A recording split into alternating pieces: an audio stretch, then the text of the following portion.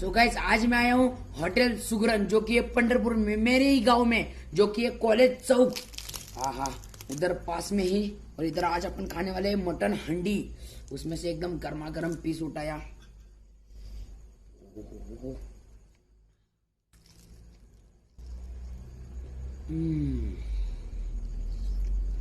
कांदा।